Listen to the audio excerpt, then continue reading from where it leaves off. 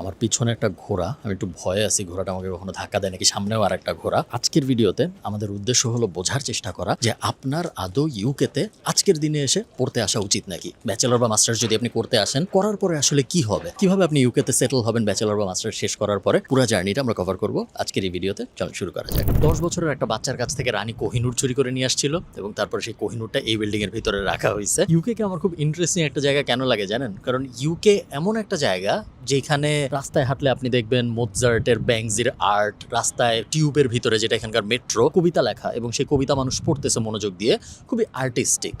আর একই সাথে আমার একটু ভয়ও লাগতেছে যে এই ক্যামেরাটা কেউ টান দিয়ে নিয়ে যেতে পারে, কারণ ওই অ্যাঙ্গেলও আছে আবার ইউকের ভিতরে। ইউকেতে পৃথিবীর ইউরোপের সবচেয়ে বড় বড় উঁচা উঁচা বিল্ডিং গুলার কয়েকটা আছে, আবার একই সাথে ইউকেতে পৃথিবীর সবচেয়ে পুরান বিল্ডিং গুলার কয়েকটাও আছে। এত অদ্ভুত ডায়কোটমি এবং এত রিচ কালচার পৃথিবীর খুব কম দেশেই আছে যেটা ইউকের আছে।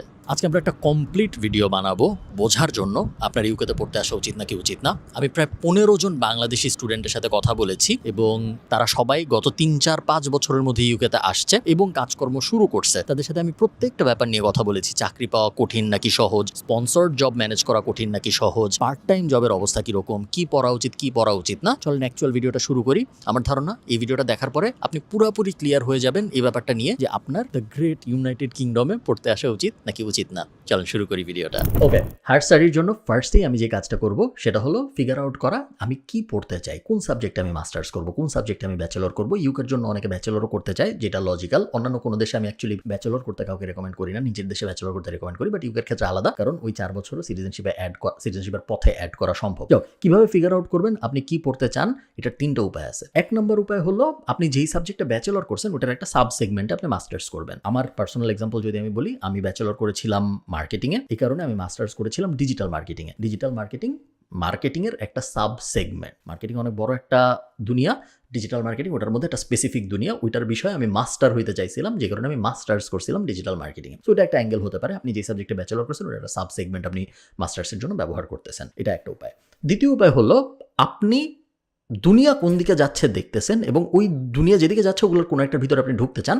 মাস্টার্সটা আপনি ব্যবহার করবেন ব্রিজ হিসেবে আপনার ব্যাচেলরের সাথে, যেন আপনি ওই দুনিয়ায় ঢুকতে পারেন। ফর এক্সাম্পল, আপনি ব্যাচেলর করছেন অ্যাকাউন্টিংয়ে, এখন আপনি দেখলেন দুনিয়া চলতেছে এআই এ, দুনিয়া চলতেছে মেশিন লার্নিংয়ে, দুনিয়া চলতেছে ডেটা অ্যানালিটিক্সে ইত্যাদি। আপনি তো সরাসরি অ্যাকাউন্টিংয়ে বা অন্য কোনো একটা সাবজেক্টে ব্যাচেলর করে এই দুনিয়ায় ঢুকতে পারতেছেন না। এখন আপনি মাস্টার্স করলেন ডেটা অ্যানালিটিক্সের উপরে বা এআই রিলেটেড কোনো একটা ডেটা রিলেটেড ফিল্ডে, বা বুঝতে পারতেছেন আমার পয়েন্টটা, এমন একটা কিছুতে যেটা আপনার ওই ব্যাচেলরের সাথেও যায়, আবার আপনি যেই জবের দুনিয়া যেতে চাচ্ছেন ওটার সাথেও যায়। মাস্টার্সটাকে আপনি ব্রিজ হিসেবে ব্যবহার করতেছেন যেন তারপরে আপনি ওই ক্যারিয়ার রোলে প্রবেশ করতে পারেন। থার্ড উপায়, আপনার ছোটবেলা থেকে একটা পছন্দ ছিল বা বড় হওয়ার পরে আপনি ভেবেছেন যে হ্যাঁ, আমি আমার ক্যারিয়ার এরকম হবে, আমি রোবট নিয়ে কাজ করব, আমি অ্যাস্ট্রোফিজিক্স নিয়ে কাজ করব, আমি অমুক জিনিস নিয়ে রিসার্চ করবো। আপনি ভাবছেন লং টার্মে যে আমার জীবন হবে এরকম। ওই জীবন হওয়ানোর জন্য একটা স্পেসিফিক সাবজেক্ট আছে বা একটা লিস্ট অফ সাবজেক্টস আছে যেগুলো আসলে পড়া উচিত, ওগুলোর দিকে যাবেন আপনি। এই 3টার কোনোটা যদি আপনার সাথে না মিলে সেক্ষেত্রে আপনি একটা হ্যাক ইউজ করতে পারেন, সেটা হলো government.uk যে ওয়েবসাইট, সেই ওয়েবসাইটে ওরা রেজিস্টার অফ লাইসেন্সড স্পন্সর্স ওয়ার্কার্সের একটা লিস্ট পাবলিশ করে, একটা বিশাল সিএসভি ফাইল।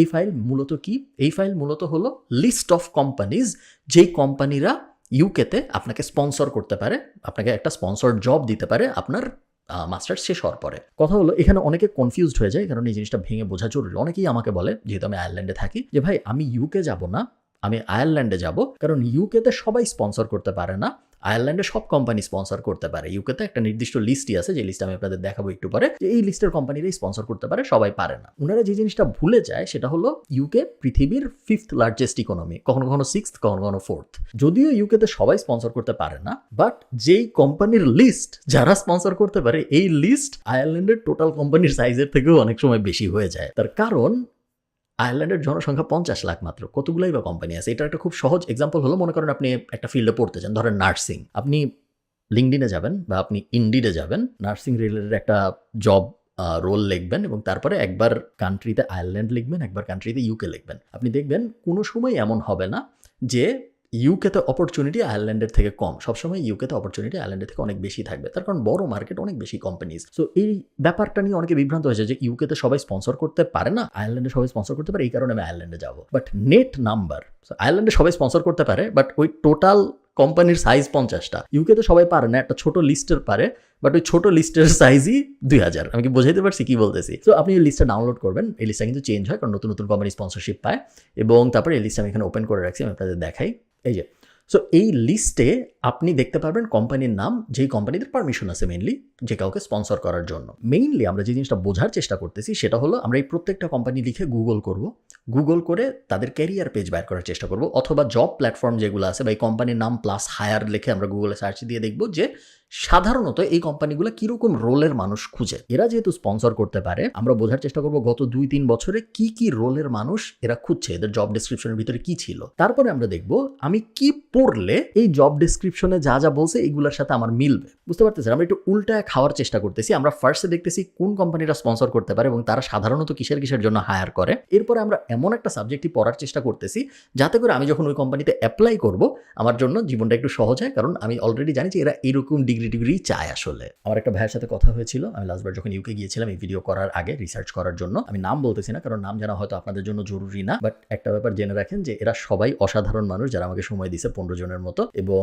এদের কারোরই সময় দেওয়ার দরকার ছিল না, কোনো না দিলেও হইতো, বাট তারপরেও এরা দিয়েছেন। এবং এরা সবাই গত 5 বছরের ভিতরে ইউকে গেছে এবং সবাই এই মুহূর্তে স্কিলড এমপ্লয়মেন্ট ভিসায়। কেউ উল্টাপাল্টা কোনো কিছুতে নাই, কোনো অ্যাসাইলাম সিকার এরকম না, কেউ কিছু খুঁজে পাচ্ছে না এরকম না, সবাই একদম মানে সিটিজেন না, but well on their path to citizenship. তারা অ্যাডমিশন শেষ করছে, তারা জবের ভিসা পাইছে, তারপর তারা জব খুঁজে পাইছে এবং তারা আমাকে অনেক হেল্প করছে ইনফরমেশন দিয়ে। তো এই ভাইয়া বলতেছিলেন যে আপনি যত স্পেসিফিক হইতে পারেন আপনার এডুকেশন রিসার্চের ক্ষেত্রে, কোন সাবজেক্টে আপনি পড়বেন এটার বিষয়ে আপনি যত স্পেসিফিক হইতে পারেন তত ভালো। সো র্যান্ডম সাবজেক্ট যেগুলো আসলে সাবজেক্ট না, বাংলাদেশে আমরা বলি বিবিএ, যেটা আসলে কিছুই শিখায় না, র্যান্ডম একটা সাবজেক্ট, অনেক কিছু জোড়া দিয়ে একটা সাবজেক্ট, এরকম সাবজেক্ট কিন্তু ইউকেতেও আছে। ম্যানেজমেন্ট, বিজনেস ম্যানেজমেন্ট, এই টাইপ কিছু র্যান্ডম সাবজেক্ট কিন্তু ইউকেতেও আছে, ওগুলায় অ্যাভয়েড করা ভালো।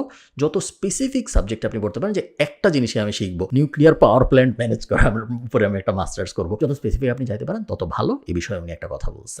আমাকে বলেন ভাইয়া, আপনি কে, আপনার নাম পরিচয় কি? সো আমার নাম হচ্ছে সাকিব আহমেদ, আর আমি এই তো ইউকেতে কাজ করি, পড়াশোনা শেষ করে। সাকিব ভাই, আপনি আমাকে বলেন আপনি ইউকেতে আসছেন কবে? 2021 ডিসেম্বরে। তারিখ বলেন। আচ্ছা, 29 ডিসেম্বর। এখন যে বা যারাই শুনছেন তাদের যদি ইউকেতে পার্টিকুলারলি আসার ইচ্ছা থাকে, I would say as I said যে সেলফ অ্যাওয়ারনেস খুব ইম্পর্টেন্ট। অ্যান্ড কেউ যদি এরকম হয়ে থাকে যে তারা তাদের আর্লি 20s-এ আসতে চাচ্ছে, সো অনেক রকমের মানে ফ্যাক্টর অনেক ডিফারেন্ট হয় আর কি। যদি এরকম হয়ে থাকে আমার মতো লেট 20s-এর দিকে আসতে যাচ্ছে, 27, 28, হয়তো 3-4 বছর একটা ক্যারিয়ারও বাংলাদেশে আছে, মোটামুটি একটা ফ্যামিলি রিলেশনশিপ, এই জায়গাগুলো অনেক সর্টেড। সো তাদের জন্য আসলে সেলফ অ্যাওয়ারনেস খুবই ইম্পর্টেন্ট, খুবই ইম্পর্টেন্ট। অ্যাজ ইন অনেক মানুষ খুব শ্যালো চিন্তাভাবনার উপর দিয়ে চলে আসে, আচ্ছা দূর বাংলাদেশ ভালো লাগছে না, বা এই দেশে ট্রাফিক অনেক বেশি, বা অনেক রকমের শ্যালো ফ্যাক্টরস থাকে। বাট আমার কাছে মনে হয় যে চিন্তাগুলো আরেকটু সলিডিফাই, মানে আরেকটু কাগজ কলম নিয়ে করা উচিত। যেরকম আমি কি চাই, আমি কি আসলে ক্যারিয়ার চাই, আমি কি এখানে সেটেলমেন্ট চাই, আমি কি এখানে টাকা বানাতে চাই, বা হোয়াট ডু আই ওয়ান্ট, এই জিনিসটা খুব খুব ক্রিটিক্যালি অ্যানালাইসিস করা উচিত, মানে বিফোর এনিথিং। তারপরে নিজের কোন জিনিসটা ভালো, কোন জিনিসটা খারাপ, কোন জিনিসটাকে আমার অপটিমাইজ করা উচিত, কোন জিনিসটাকে আমার একদম আনলার্ন করা উচিত, এই জিনিসগুলোও দেখা ইম্পর্টেন্ট। বিকজ যখন আমরা বাইরে আসি আমরা নিজেদের সাথে অনেক প্র্যাকটিস নিয়ে আসি, যে প্র্যাকটিসগুলো আসলে এখানে ইভেনচুয়ালি কোনো কাজে আসে না, সো ওগুলো আমাদেরকে একটু ভুলে যেতে হয়। তো সেলফ অ্যাওয়ারনেস যত বেশি, আপনার প্র্যাকটিসটা অনেক তত বেশি আপনি জানবেন যে কোন কোর্স করতে আসা উচিত, এখানে তারপরে কি করা উচিত, এর পরের স্টেপস কী হওয়া উচিত। সো এই জিনিসটা জানা উচিত, নিজের স্কিলস কি সে অনুযায়ী একটা কোর্স ঠিক করা, অ্যান্ড কী করতে চান সেটা ঠিক করা। তাহলে হবে কি, যেমন আমার নিজের ইউনিভার্সিটি কিন্তু ছিল হচ্ছে একটা রাসেল গ্রুপের অন্তর্গত একটা ইউনিভার্সিটি ছিল। সো আমার মাইন্ডসেট ছিল যে আচ্ছা রাসেল গ্রুপের university, that's a thing. But eventually ওই জিনিসটা অন্যরকম হয়। সো মানে it take things by heart.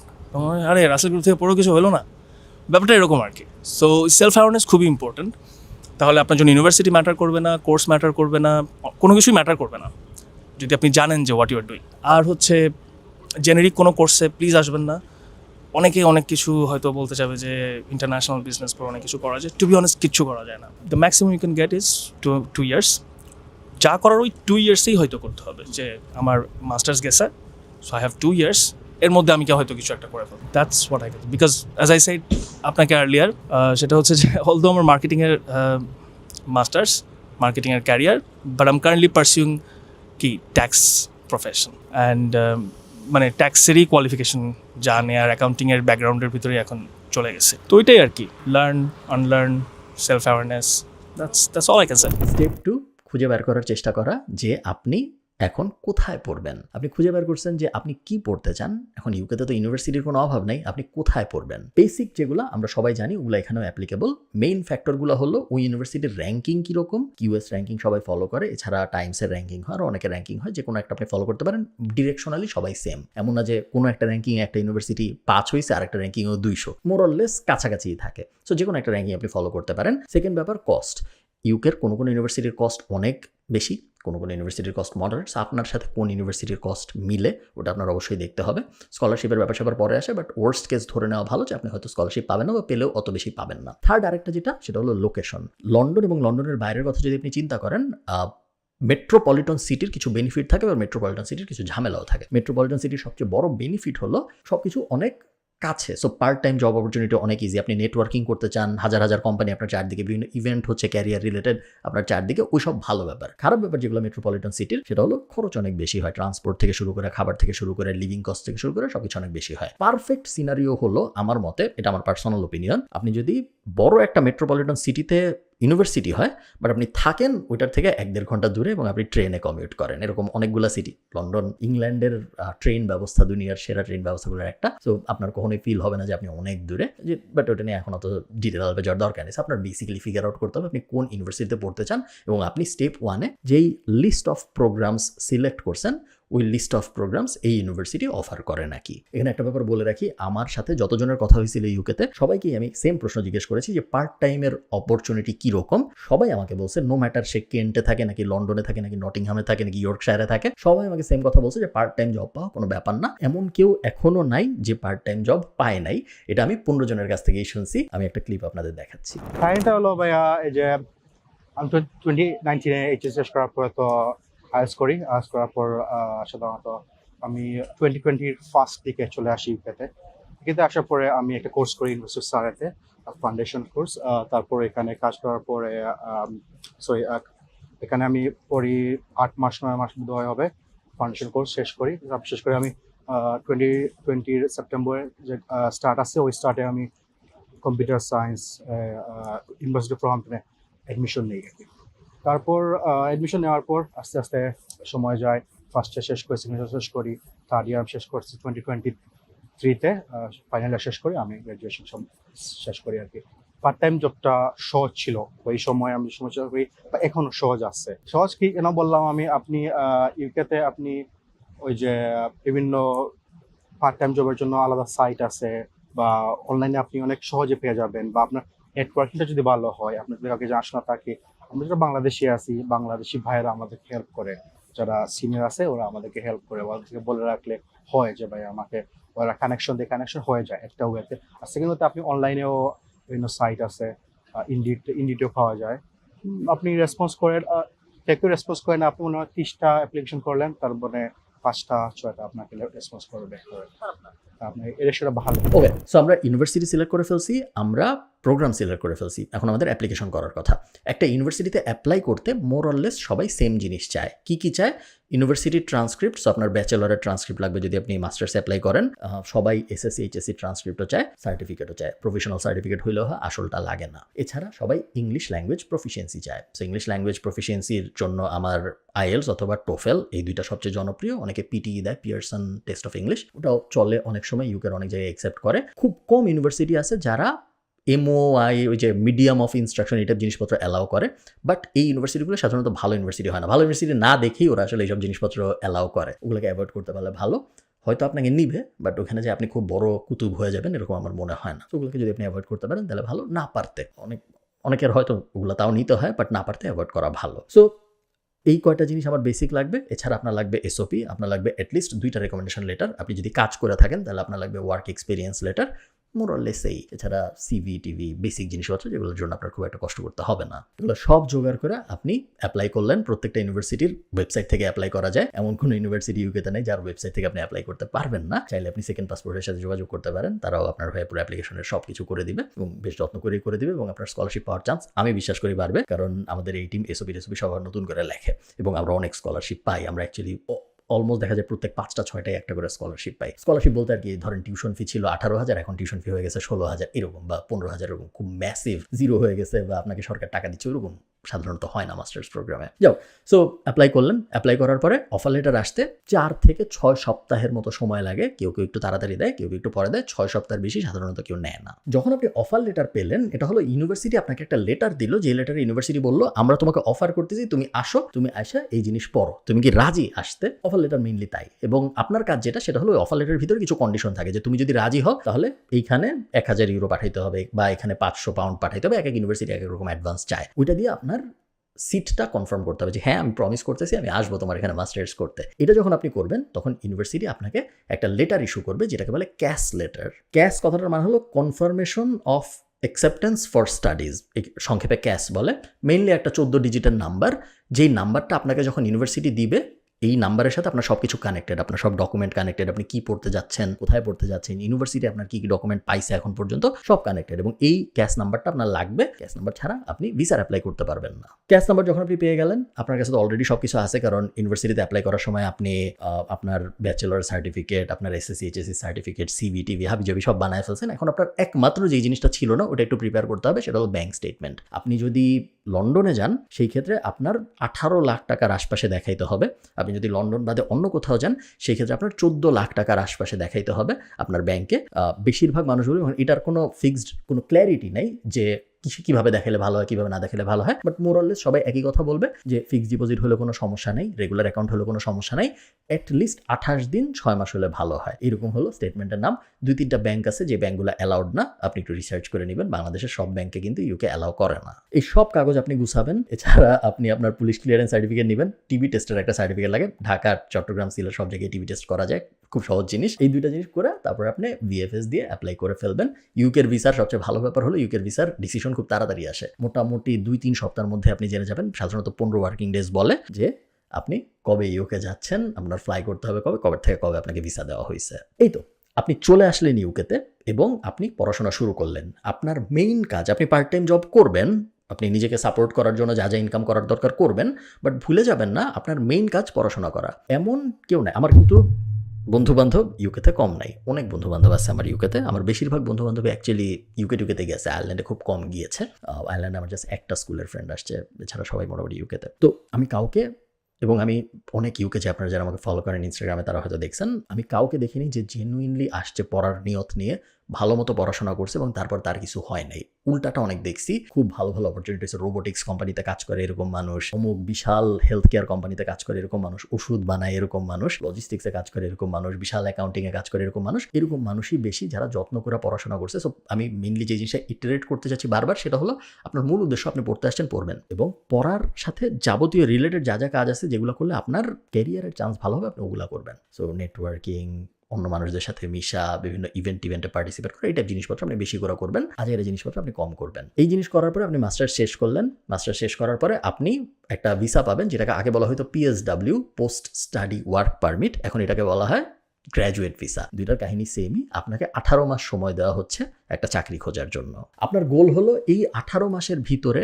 এমন একটা চাকরি ম্যানেজ করা, যেই চাকরিটা আপনাকে বছরে 41,000 পাউন্ড দিবে। এবং এইখানে একটা ব্যাপার আপনার বুঝতে হবে, 41,000 পাউন্ড একটু বেশি শোনাচ্ছে, বাট 41,000 পাউন্ড হলো ইউকের মিডিয়ান স্যালারি।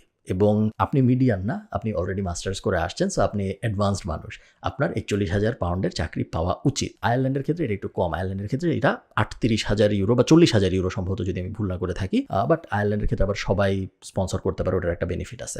সো 41,000 পাউন্ডের এই জবটা পাইতে আপনার 2 বছরের মতো, 18 মাসের মতো সময় আছে, যে টাইমের ভিতরে আপনার এই জব সিকিউর করতে হবে। যখন আপনি এই জবটা সিকিউর করবেন, তখন আপনি গ্র্যাজুয়েট ভিসা থেকে স্কিলড ওয়ার্কার ভিসায় চলে যাবেন। এবং এই তো স্কিলড ওয়ার্কার ভিসায় আপনি যখন 5 বছর থাকবেন, এরপরে আপনি আইএলআর বলে একটা জিনিস পাবেন। আইএলআর এর ফুল ফর্ম হলো ইনডিফিনিট লিভ টু রিমেইন, যেটাকে আর কি সোজা বাংলায় আমরা পিআর বলে চিনি।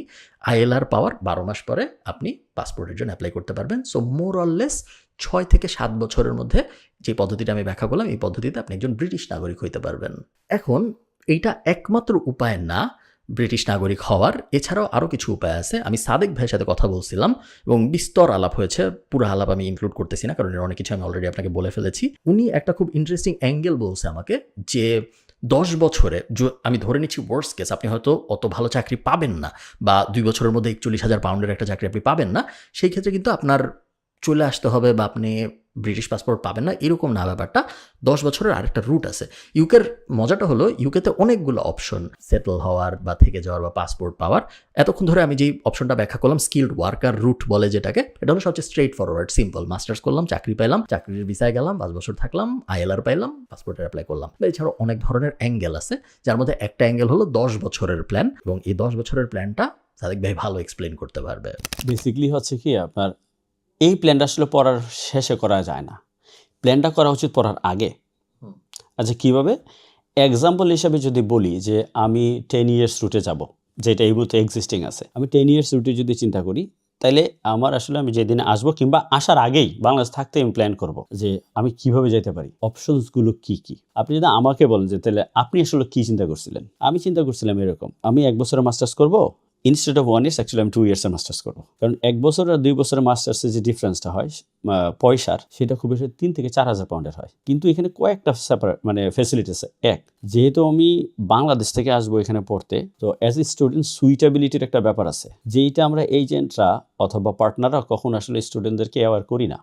কেমন? ধরেন নর্থ সাউথ থেকে একটা ছেলে করে আসছে, ব্যাচেলর করে আসছে, আপনিও জানেন যে বাংলাদেশে আমরা অ্যাসাইনমেন্ট কীভাবে করছি আর এখানে আমরা অ্যাসাইনমেন্টস কীভাবে সাবমিট করি, দুইটার মধ্যে যখন পার্থক্য হয় তখন একটা লার্নিং ডিফিকাল্টিস থাকে। স্টুডেন্টরা যদি 2 বছর সময় নিয়ে আসে, তাইলে হয় কি, আসার পরে 6 মাস এটা অ্যাডজাস্ট হইলো, জিনিসগুলো শিখলো, আস্তে আস্তে ভালো একটা রেজাল্ট করে বের হতে পারে। 1 বছর হইলে 2টা প্রবলেম থাকে। এক হচ্ছে ফাইন্যান্সিয়াল একটা স্ট্রেস থাকে, যেমন পয়সাও দিতে হবে। সেকেন্ড হইলো আইসা অ্যাডাপ্ট করতে পারে না, এই জন্য ফেল করে অনেক পোলাপান। তো 2 বছর হইলে আমরা যেহেতু 10 ইয়ার্সে যেতে যাচ্ছি, প্রাইমারি যদি ওইটা হিসাব করি যে 2 বছর একটা মাস্টার্সে আসবো, আমি 2 বছর 4 মাসের ভিসা পাবো, হুইচ ইজ 28 মান্থস ভিসা। এরপরে আমি ধরেন PHW এই মুহূর্তে যারা এই দেশে ঢুকতেছে তাদের কথা যদি চিন্তা করি, তারা পাবে হচ্ছে 1.5 বছরের PHW, রাইট? তারা পাচ্ছে 18 মান্থসের। তো 18 মান্থস আর হচ্ছে 28 মান্থস হচ্ছে আমার 46 মান্থস। আমি কিন্তু টার্গেট করতেছি 120 মান্থস। হ্যাঁ, আমার 46 মান্থস হয়ে গেল। এরপরে আসলে আমার প্ল্যানটা কি? এরপরে প্ল্যানটা হচ্ছে, আমি সাধারণত যে স্টুডেন্টদেরকে সাজেস্ট করি বা আমাদের পরিচিতদেরকে সাজেস্ট করি, সেটা হচ্ছে আমরা কেরিয়ার কীভাবে বিল্ড করবো। এই জিনিসটা আমরা অনেকেই চিন্তা করি না। আমরা আসলে 10 বছরের টার্গেট করি, কিন্তু 10 বছর আপনি ব্রিটিশে কী করবেন ভাই? If you don't build yourself, you are not in a career, then what you gonna do? That is no point of doing that না। অ্যান্ড শুধু ব্রিটিশ হইলাম, এটা বাই নেম হইলাম, আই ডোন্ট থিঙ্ক লাইক এটাকে খারাপ কিছু না, মানে অফকোর্সও ভালো, বাট এর চেয়ে বেটার কিছু সম্ভব উইথ এ বেটার প্ল্যানিং। তো আমি যখন 48 মান্থ শেষ করে ফেলবো, তখন আমি চিন্তা করবো, ধরেন আমি একাডেমিক লাইনে যাবো, লেটস সে এক্সাম্পল, কিংবা আমি রিসার্চ বেস কোথাও জব করবো। এটাও আমি সিলেক্ট করতেছি, একটা কারণ আছে, কারণ ইউকেতে এই জবগুলো বেশি। আপনি যদি কোনো জায়গায় PhD করেন, তাহলে আপনি টিচার অ্যাসিস্ট্যান্ট জব পেয়ে যাবেন, ইটস ফর শিওর। হ্যাঁ, মোস্ট অফ দ্য কেসেস হয়, but you have to prove yourself anyway. So এইটা একটা অপরচুনিটি থাকে। সেকেন্ড হচ্ছে, আপনি যদি PhD করেন, তাহলে হবে কি, আপনার সাবজেক্ট ওয়াইজ বিভিন্ন জায়গায় অপশন আছে। এই দেশে সবচেয়ে বড় ইন্ডাস্ট্রি হচ্ছে হেলথ কেয়ার। আপনি যদি PhD করেন, তাহলে আপনি ওই রিসার্চে দেখা যাবে NHS এ জব পাচ্ছেন। NHS এর জবটা আমি স্পেসিফিকলি কেন বললাম, কারণ NHS এর জবে যদি আপনি PhD করে NHS এর জবে ঢোকেন, তাহলে হবে কি, আপনি ওই 48 মান্থস ওখানে পাইলেন ভিসা, আবার এখানে পাবেন 3 বছরের 36 মাস plus 4 months extra, another 40 months. তাহলে হয়ে গেল 40 আর হলো 48, হয়ে গেল আপনি 88 মান্থস। এরপরে যদি আমি কোথাও একটা Tier 2 সিকিউর করতে পারি, তাইলে কিন্তু হয়ে গেল আমার, ব্যাপারটা বুঝতে পারছেন? তাহলে কিন্তু আমার 10 ইয়ার্স হয়ে গেল, another 36 months. So done. So that could be one way. উনি যেটা ব্যাখ্যা করলো, এটা ছাড়াও আরও উপায় আছে।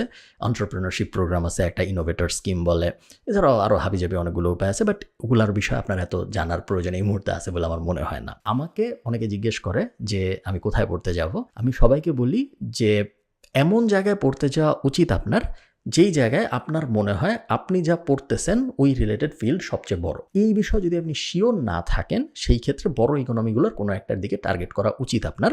কারণ যখন পৃথিবীর অবস্থা খারাপ হয়, তখন মোটামুটি সবাই হিট খায়। যখন যুদ্ধ চলে বা যখন রিসেশন চলে বা যখন কোভিড চলে, সবাই মোটামুটি স্ট্রাগল করে, সব দেশই স্ট্রাগল করে, সব দেশেরই জব টবের অপরচুনিটি অনেক কমে যায়। বাট বড় বড় ইকোনমিগুলো তাও সার্ভাইভ করতে পারে, কারণ জাস্ট ইকোনমি বড়। ভাত খাওয়ার জন্য 20টা কোম্পানি বেশি লাগবে, কারণ বেশি মানুষ ভাত খাইতে চায় এই কারণে। সো আমি সবসময় সবাইকে এটাই বলি যে যদি আমি আয়ারল্যান্ডে না যেতাম আমি অবশ্যই ইউকেতে যাইতাম, কারণ ইউকেতে আমি শিওর আমি অনেক ভালো একটা ক্যারিয়ার দাঁড় করাইতে পারতাম, যেটা আয়ারল্যান্ডের থেকেও ভালো হবে বলে আমি বিশ্বাস করি। এই তো, এর বাইরে আর তেমন মেজর কোনো কিছু জানার দরকার আছে আপনার বলে আমার মনে হয় না, যদি আপনি ইউকেতে পড়াশোনা করতে যেতে চান। তারপরে যদি আপনার কোনো প্রশ্ন থাকে আমাকে কমেন্টে জানান, আমি চেষ্টা করব উত্তর দেওয়ার। Thank you.